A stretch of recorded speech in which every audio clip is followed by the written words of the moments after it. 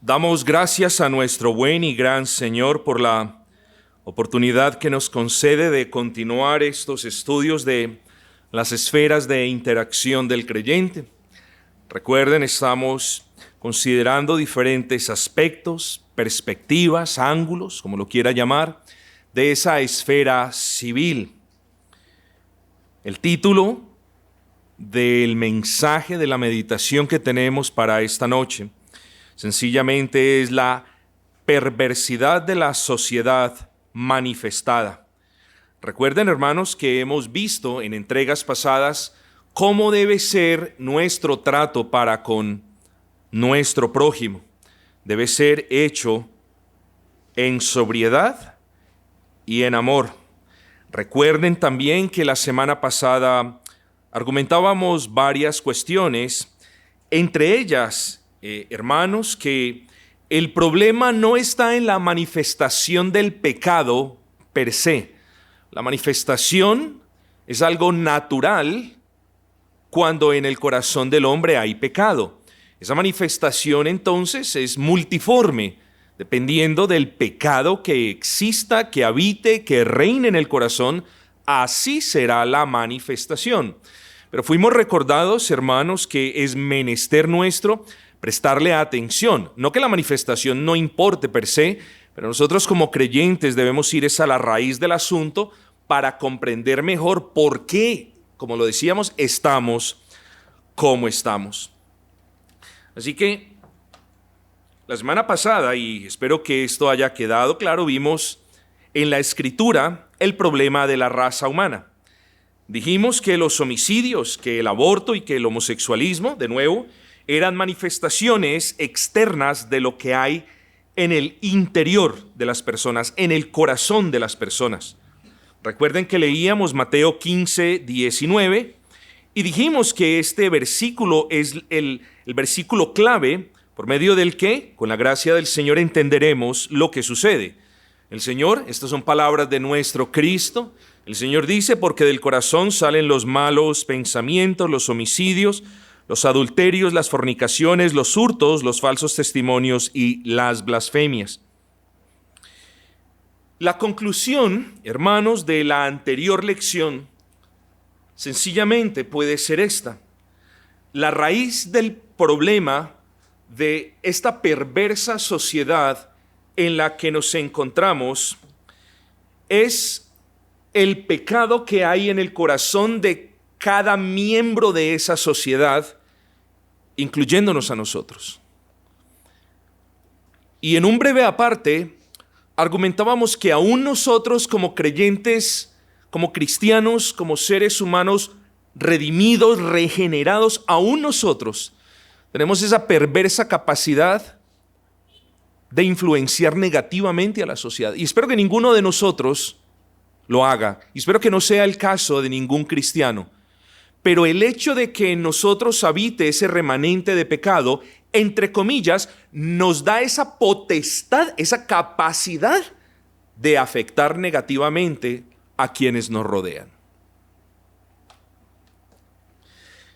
Una de las cosas que dijimos o que explicábamos era la relación del pecado en lo que respecta al tiempo.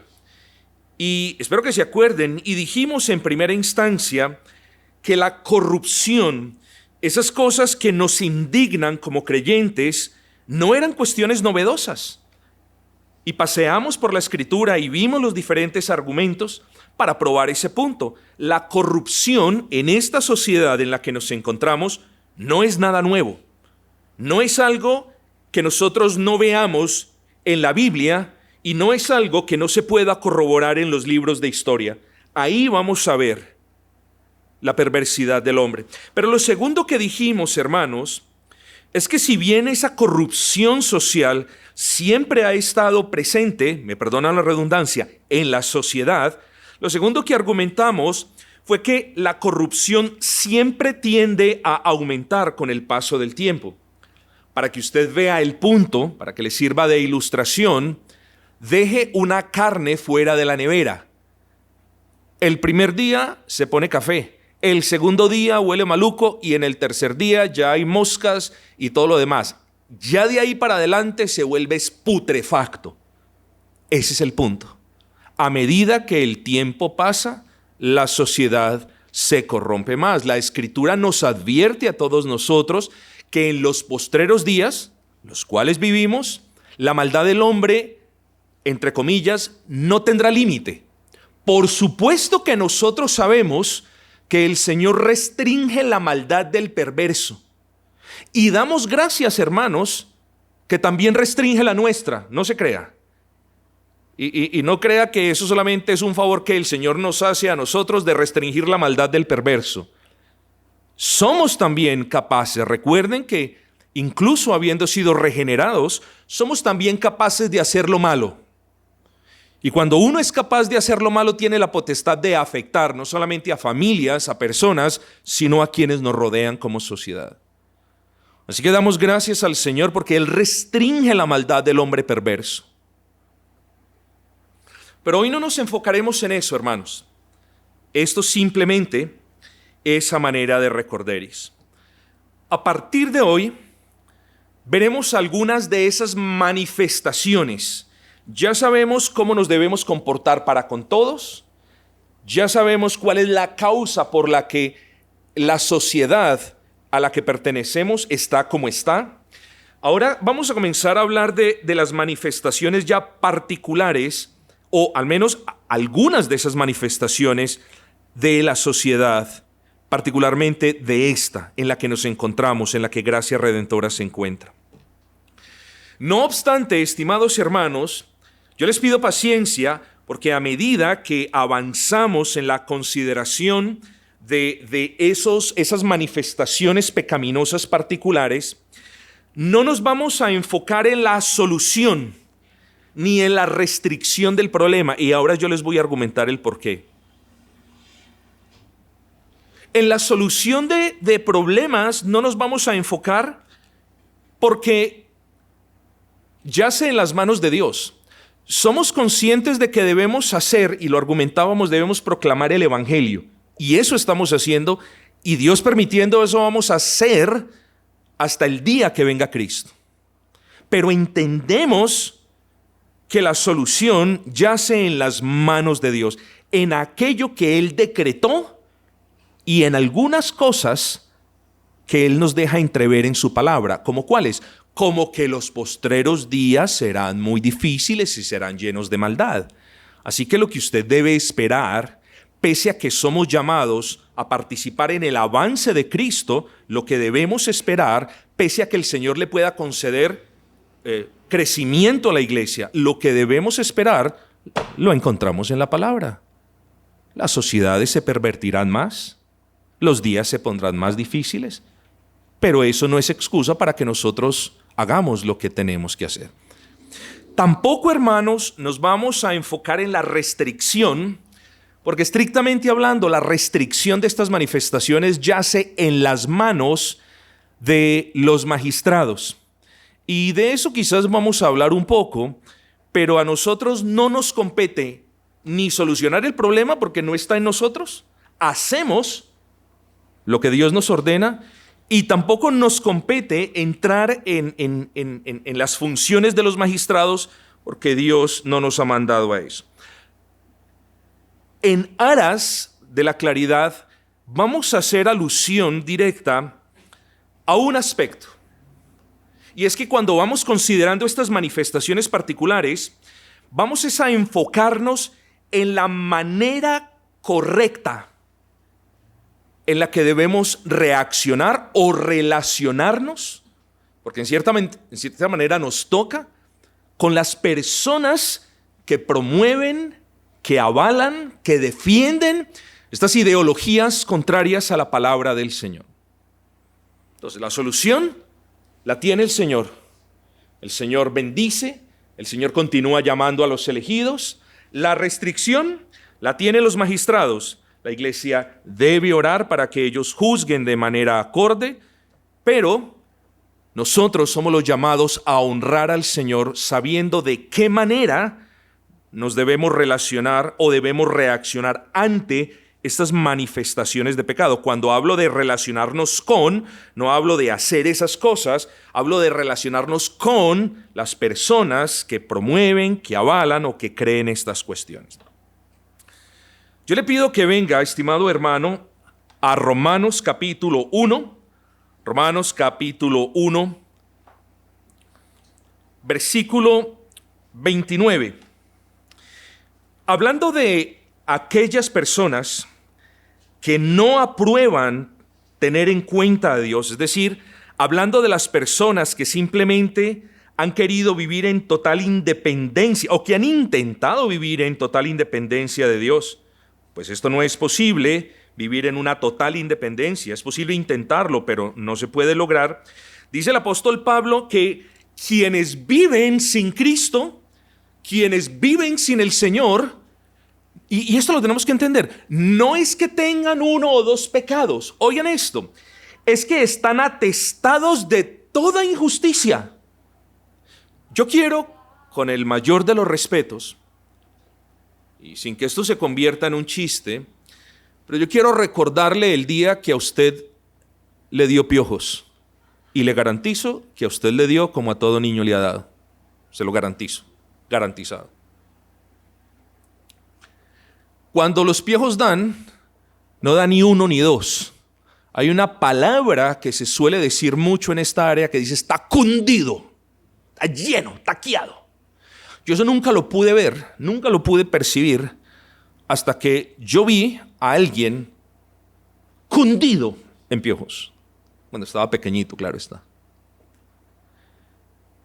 El apóstol Pablo usa una palabra similar para decir que aquellos que quieren vivir apartados de Cristo están cundidos, llenos, atiborrados, si esa puede ser una mejor palabra para usted, de injusticia. Y a continuación, él nos dice de una manera natural cuáles son las cosas que vamos a ver en las personas que están apartadas de Dios. Vamos a ver en ellos fornicación, es decir, toda suerte de impureza sexual, perversidad, que puede estar relacionada con esa impureza sexual, avaricia y maldad. Vamos a ver en ellos envidia, homicidios, vamos a ver en ellos espíritus contenciosos, vamos a ver en ellos engaños y malignidades a granel. Otras de las características que el apóstol Pablo describe es que ellos, quienes están apartados de Cristo, son murmuradores, versículo 30, detractores, aborrecedores de Dios. Ojo con esto. Hermanos, no estamos hablando de, ay, pobrecito, mire, pobrecito, él no sabe lo que está haciendo. Estamos hablando de que pese, y recuerden el contexto de Romanos 1, de que pese a que sus conciencias les testifican de la existencia de Dios, ellos le han dado la espalda a Dios de manera voluntaria, se han entregado a toda suerte de prácticas pecaminosas, y escuchen esto, no son personas que desconocen a Dios. Por supuesto que nosotros utilizamos la expresión no conocen a Dios. Son personas que, uno, rechazan a Dios, saben que Dios existe, pero lo rechazan. ¿Cómo lo rechazan? Cuando usted les predica el evangelio y le dicen gracias, no, ahí lo rechazan. Lo rechazan cuando la voz de Dios en su conciencia les dice eso está mal y ellos persisten en hacer eso que está mal. Ahí lo rechazan. Pero no solamente son personas que rechazan a Dios, hermanos. Son personas, en palabras del apóstol Pablo, que aborrecen a Dios. Miren de dónde el Señor nos sacó. Porque antes de poder invocar su nombre éramos unos aborrecedores del Dios vivo. Bueno, hoy como esos amantes santos del Dios vivo, debemos acordarnos de que allí afuera hay personas que aborrecen a Dios. Nuestra sociedad está compuesta por seres humanos que aborrecen a Dios, hermanos. Entonces, todo esto es bueno ponerlo en la correcta perspectiva, porque si no lo comprendemos, luego no vamos a poder honrar al Señor en una correcta interacción con estos aborrecedores de Dios. Yo quiero que usted entienda entonces cuánto cuidado, perdón la redundancia, tenemos que tener. El editor de texto siempre me corrige eso y dice debemos tener. Pero ¿cuánto cuidado debemos tener? Tenemos por obligación que tener con los aborrecedores de Dios. Porque en ellos encontramos necesitados y los vemos con misericordia, sí, y los amamos con un amor lleno de misericordia al ver la miseria en la que viven. Pero hermanos, cuando esos aborrecedores se quieren convertir en nuestros reyes y señores y quieren imponer sus prácticas y normalizarlas, ahí nosotros debemos tomar, como se dice en el inglés, a firm stand. Tenemos que tomar una postura firme y correcta, porque de otra manera no vamos a glorificar al Señor, hermanos. Ojo que nadie está cazando peleas. Nadie les está diciendo vayan con un megáfono y digan esto, o vayan arruinen la parada del orgullo gay. Nadie les está diciendo eso. Les estoy diciendo que a ustedes no es que cuando les toque, no, les va a tocar de una manera u otra decidir si se quedan callados, si se avergüenzan de Cristo o si abren sus bocas y testifican de Cristo mostrando la maldad de ellos sin ser groseros. Entonces el apóstol Pablo nos habla de aborrecedores de Dios, injuriosos, soberbios, altivos, inventores de males. Esta palabra es tremenda, hermanos. Inventores de males. La semana pasada argumentábamos que los pecados que se cometieron al principio no son los mismos pecados que se cometen hoy. Han cambiado su forma. Incluso, hermanos, los pecados que se cometían hace 30 años han evolucionado. Y a medida que la tecnología avanza, a medida que otras cuestiones virtuales avanzan, a medida que el Internet avanza, a medida que se experimentan con cosas oscuras, a medida que todo eso se hace, se van creando nuevos pecados, nuevas maneras o manifestaciones de pecar. Entonces, el pecado de la fornicación siempre ha estado allí. Pero ese pecado ha tomado maneras multiformes. Relaciones inmorales con animales, relaciones inmorales con muertos, relaciones inmorales con papá, con hijos, con madre. O sea, miren cómo se diversifica la manifestación del pecado, y a eso hace referencia el apóstol Pablo. Inventores de males. El hombre sin Cristo tiene la capacidad de inventarse nuevas maneras de pecar.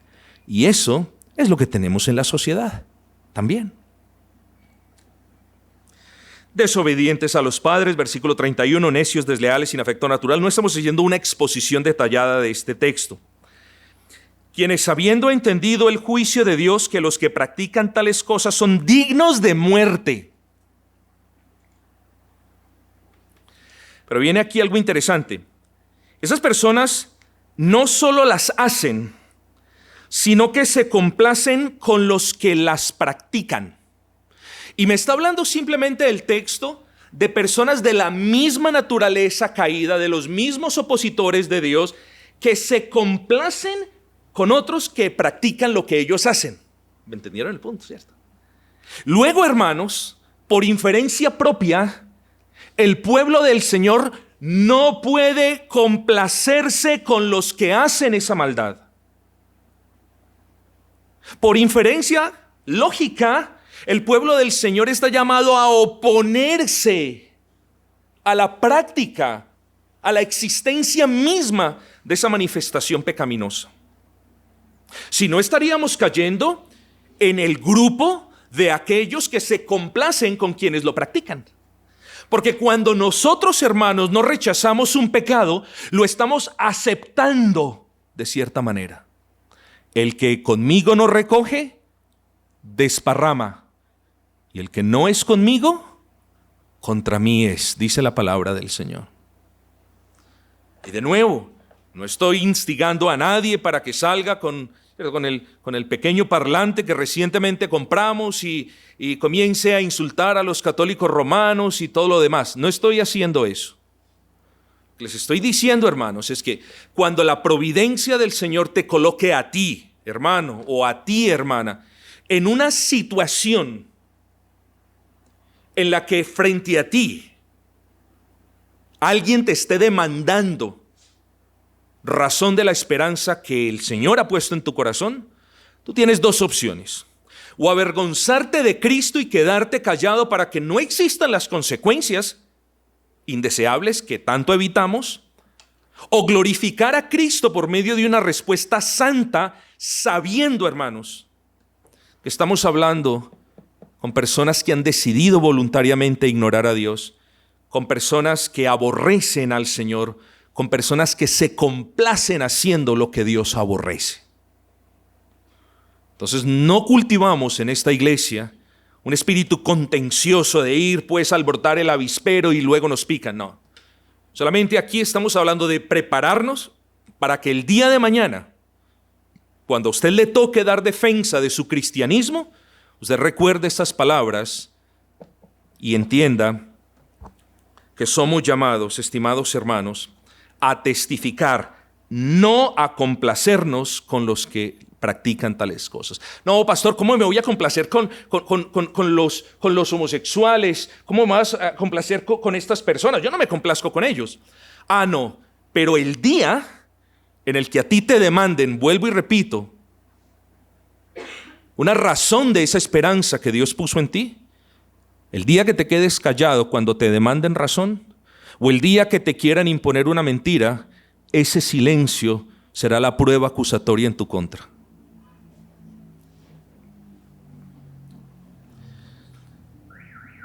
En este pasaje, mis amados hermanos, el apóstol Pablo nos hace el favor de recordarnos hasta dónde pueden llegar las personas que no tienen a Cristo en su corazón.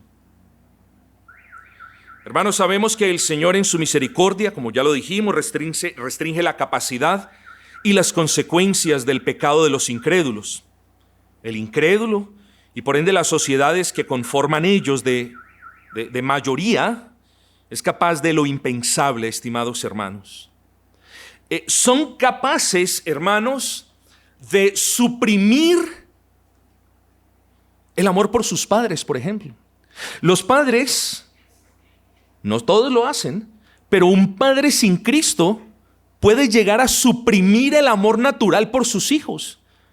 Y si usted no lo cree, yo le puedo decir y le puedo testificar, y si viven en la misma casa los puedo llevar a una casa donde la mamá aborrecía al hijo. Yo lo puedo llevar. Queda en Medellín, por cierto. Aborrecía al hijo. A eso se refiere el apóstol Pablo con personas sin afecto natural. Y lo único que yo quiero enfatizar es, miren hasta dónde puede llegar un corazón sin Cristo. Pero mis amados hermanos, y aquí entramos ya un poquito en materia, otra de las manifestaciones más pavorosas de aquellos que aborrecen a Dios atenta también contra la ley de la naturaleza. Acabamos de decir, hermanos, que aquellas personas a quienes la palabra se refiere como aborrecedores de Dios atentan contra la ley de la naturaleza. La ley de la naturaleza que Dios ha establecido, en ella se ha establecido que la mamá sienta un vínculo, un amor muy particular por sus hijos. Lo mismo el padre también, y lo mismo de parte de los hijos para con sus padres. Pero luego hay más manifestaciones que atentan contra la ley de la naturaleza. Vamos a leer el versículo 26, mis hermanos. Por esto Dios los entregó a pasiones vergonzosas. Pastor, ¿dónde está esa manifestación que atenta contra la ley de la naturaleza? A continuación, pues aún sus mujeres cambiaron el uso natural. Ahí está. Aún sus mujeres cambiaron el uso natural por el que es contra naturaleza. Hermanos, y lo mismo sucedió con los varones. Y de igual, versículo 27, modo también los hombres, dejando el uso natural de la mujer, se encendieron en su lascivia unos con otros, cometiendo hechos vergonzosos hombres con hombres. Miren hasta dónde puede llegar un corazón sin Cristo, a tratar de torcer las leyes de la naturaleza que Dios ha establecido en los seres humanos. La naturaleza indica, si me puedo expresar de esa manera un poquito facilista o simplista más bien, los hijos debemos amar a los padres. Bueno, estos son capaces de aborrecer a los padres. La naturaleza indica que la unión marital solo es posible mediante la unión de un varón, de un hombre con una mujer, con una hembra. Bueno, no, ellos pueden también intentar torcer las leyes de la naturaleza juntándose hombres con hombres y mujeres con mujeres. Es evidente, hermanos, tal y como lo argumentábamos durante nuestra última lección, que el homosexualismo es un pecado que no solo es viejo, sino que continúa siendo vergonzoso y siempre será vergonzoso en virtud de que es una violación directa de uno de los mandamientos del Señor.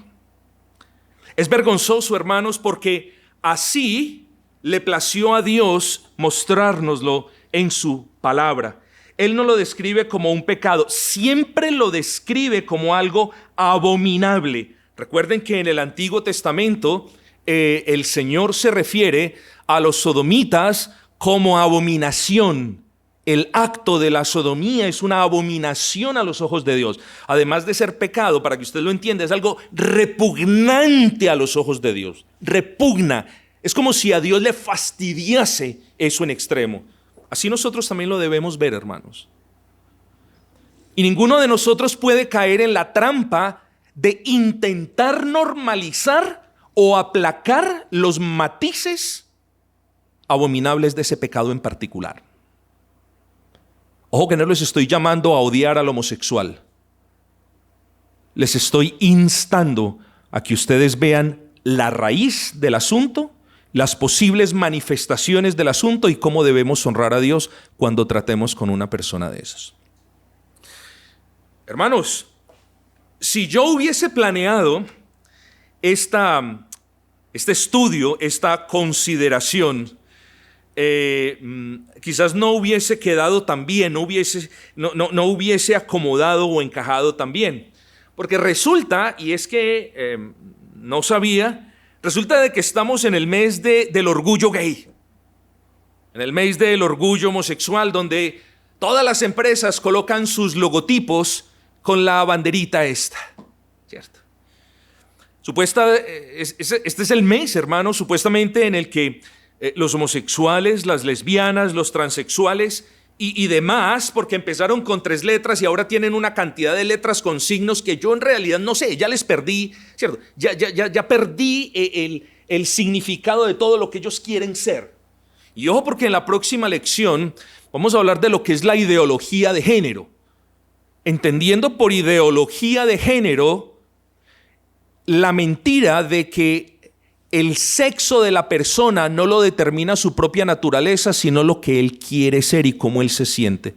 Pero ya vamos a ahondar un poquito en eso. Este es el mes, hermanos, donde las lesbianas y los transexuales demuestran cuán orgullosos están de haberse pervertido. Este es el mes en el que ellos marchan por todas las calles de muchas ciudades del mundo diciendo cuán orgullosos estamos. No lo dicen así, pero así lo entendemos nosotros. Cuán orgullosos estamos de hacer lo que Dios describe como vergonzoso. Yo les pregunto, hermanos, ¿de qué orgullo podemos hablar? El orgullo en sí es algo malo, pero que una persona esté orgullosa de hacer lo que Dios aborrece ya no es malo. Estamos hablando de perversidad, hermanos.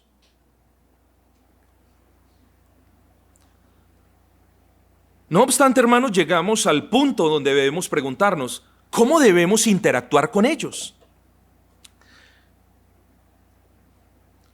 De manera muy rápida, hermanos, porque además ya se me acabó casi el tiempo. Vamos a considerar 3 aspectos: la raíz del problema, el crecimiento del problema y lidiando con ese problema. La raíz del problema, ya hablamos de eso, hermanos. Recordemos que si bien las manifestaciones de esta aberración son escandalosas y grotescas, el problema es el mismo. La raíz de este problema es el pecado. Ya, o sea, tengamos cuidado, mis amados hermanos. Me acordé, por cierto, de una conversación que tuve, esto es lamentable, de una persona que venía a esta iglesia. No, quiero regresar años atrás, tengan paciencia. Visitando Bogotá en el año 2006, me entrevisté con un supuesto pastor cristiano. Nos sentamos, dialogamos, hablamos. Y este hombre decía: yo fui un homosexual. Hablamos, me contó su testimonio. Yo no voy a entrar, cierto, en detalles de su testimonio. Yo tuve dudas de la manera como argumentó su supuesta conversión al Señor. Y luego dice: yo ya no soy homosexual. Ah, pero pastor, tengo atracción por los hombres del mismo sexo. Yo, hermanos, de manera muy inocente le pregunté: ¿pero qué quieres decir? Y él dice: no, yo ya no practico la sodomía per se, pero ahora aún me siento atraído por los hombres del mismo sexo. Hermanos, si eso no es homosexualismo, ¿qué es entonces?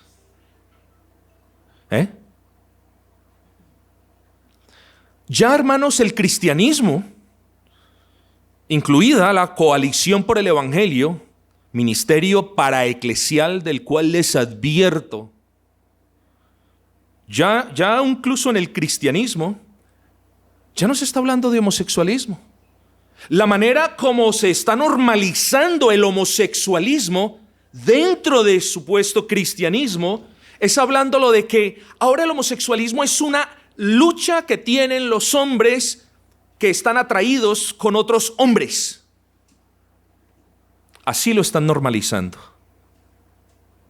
Entonces el argumento es cómo el hombre lucha contra, ¿cierto?, para no pecar en su corazón con una mujer. Así entonces otros hombres luchan para no pecar en sus corazones con otros hombres. ¿Entendieron el punto? Pero noten, estimados hermanos, noten que no obstante la manera como ellos maquillan el asunto, el problema permanece. Y es que están teniendo no solamente deseos inmorales, sino que están teniendo deseos en contra de la naturaleza establecida por el Señor. Y eso es homosexualismo. Si bien no en la práctica, sí en la creencia y en lo que ellos todavía son en su interior, hermanos. Tenemos la raíz del problema, es el pecado. Es el pecado es pecado. Ya eso lo conocemos, lo tenemos establecido. El pecado, el que practica el pecado, es el pecador. Digo, el que practica el pecado de manera impenitente, es el pecador a quien le proclamamos el Evangelio. Dios lo puede sanar. Dios puede sanar su alma, Dios lo puede traer de muerte a vida. Eso es lo que queremos, en eso nos esforzamos, a eso le pedimos al Señor miércoles tras miércoles, y esa es la empresa del avance del reino. ¿Okay? Pero luego, hermanos, estableciendo esta realidad, teniendo por hecho esta realidad, ahora nos tenemos que enfrentar, hermanos, frente a otro asunto, y es el crecimiento del problema. No solamente estamos enfrentándonos con una persona que practica el problema o con una persona que practica ese pecado. Ahora nos estamos enfrentando a una sociedad que no solamente ha normalizado o legitimado ese pecado, sino que ahora lo quiere establecer a expensas de la verdad. Ya ustedes me van a permitir elaborar el punto. Nos enfrentamos a una sociedad, hermana, que todos los días crece en perversidad y que, claro, es entendible, ¿cierto? Tienen que normalizar, aceptar ese pecado, y lo que pasa es que esa ideología la quieren imponer a todo el mundo. Más adelante les voy a explicar qué significa la tiranía de la minoría. Pero por el momento hablemos, hermanos, del crecimiento del problema. El problema, hermanos, de este que estamos hablando, de esa manifestación del homosexualismo, de toda esa impureza de la que nos habla el apóstol Pablo, crece con los esfuerzos que realiza una sociedad para que ese problema, que no es un problema, sino es un pecado, sea visto como una realidad normal a la que los integrantes de esa sociedad tienen que aceptar. Ojo que la sociedad no nos está diciendo, oiga, todos lo tienen que practicar, ¿cierto? Pero la sociedad sí nos está diciendo, todos lo tienen que aceptar. Ojo con eso. La sociedad pretende mostrar el problema de la inmoralidad sexual y particularmente de estas manifestaciones grotescas de la sodomía como algo que es perfectamente normal. Es aquí cuando nosotros vemos publicidad que legitima esos actos vergonzosos. Es aquí cuando vemos los esfuerzos de las autoridades locales, gubernamentales, seculares y hasta eclesiales para que la sociedad acepte algo que, como ya lo hemos visto, viola las normas, las leyes de la naturaleza. Es aquí, hermanos, en esta sociedad en la que nos encontramos, en la que vemos, hermanos, el esfuerzo estatal y el esfuerzo de colegios que reescriban los libros de ciencias naturales para que los niños, nuestros niños, aprendan, comiencen a ver esas cosas como normales. Antes, los niños sabían desde pequeños que esos eran actos vergonzosos. Hermanos, voy a abrir un paréntesis. Cuando yo estaba pequeñito, la malicia, muchos de ustedes también lo hicieron, la malicia del niño en mis tiempos era, voy a darle un besito a mi amiguita. Ahora la malicia no es esa. Ahora ya los niños están escogiendo experimentar con niños y muchas de esas experimentaciones son propiciadas por los libros que ellos leen en sus escuelas y colegios, hermanos. Así que no podemos minimizar el problema. No lo podemos agrandar como lo hacen muchos, ¿cierto? Muchos dramáticamente y que el LGTB y todo eso. Sí, hermanos, pero es mejor, hermanos, respirar 3 veces, abrir la palabra, saber cuál es la causa, saber qué podemos hacer y sí, como lo que estamos haciendo hoy, entender cómo debemos interactuar frente a ese problema cuando ese problema toque las vidas de nuestros niños, nuestros trabajos o nuestra casa. Ahí es cuando somos llamados a dejar en claro quiénes somos, hermanos queridos.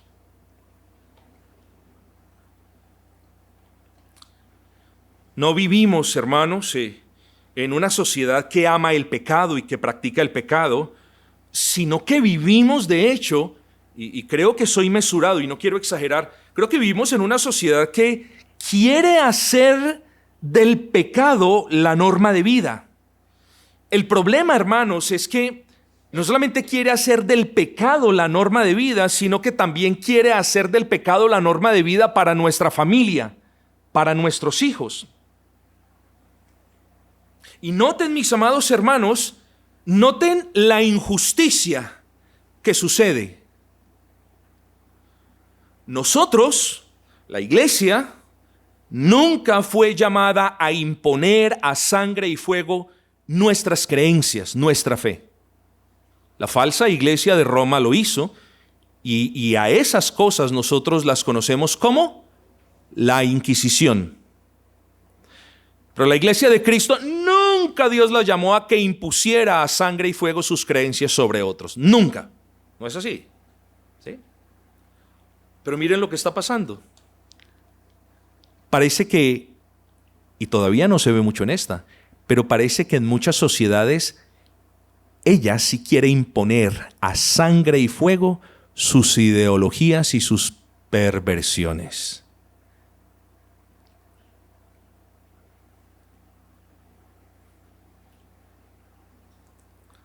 Una vez más, nosotros no les imponemos a ellos nuestras creencias, pero ellos sí que intentan al menos imponer sobre nosotros las suyas.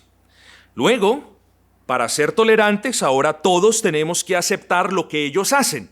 En otras palabras, para ser tolerantes, ahora nosotros nos tenemos que complacer, versículo 32 de Romanos 1, con quienes practican esas perversidades. ¿Entendieron eso, hermanos? Si no, no somos tolerantes.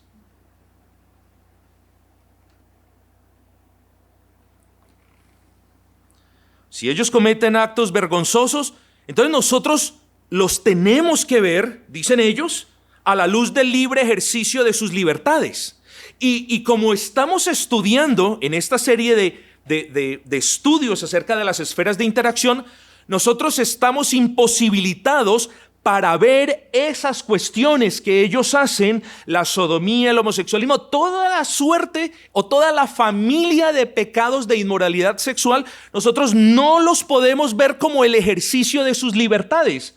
Ojo que no estamos diciendo de que ellos no son libres de hacer lo que les da la gana. De hecho, sabemos que ellos solamente pueden hacer lo que a Dios le desagrada. Eso no vamos a enfatizar en eso.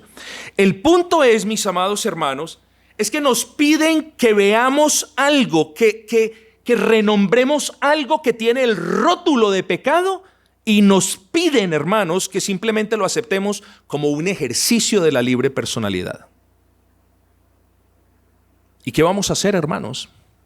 El día que frente a usted esté su jefe y le diga, aquí hay gente homosexual, queremos los homosexuales, usted le diga, yo los respeto también, jefe. Pero el día que a usted le digan que acepte lo que ellos hacen como algo normal, usted viene como a una Y. Pero realmente es una Y. Usted viene como frente a una disyuntiva, pero realmente es una disyuntiva. Espero que no, hermanos. Espero que sea un camino claro el que usted tenga en mente el día que a usted le toque decir, eso no es el ejercicio del desarrollo de la libre personalidad, sino que yo lo llamo como Dios lo llama en su palabra. Así que, hermanos queridos, quiero que con todo lo dicho en la noche de hoy, la próxima semana, Dios permitiendo, nos adentremos en cómo honrar a Dios cuando estas ideologías y estas prácticas afecten nuestro trabajo, afecten nuestras universidades.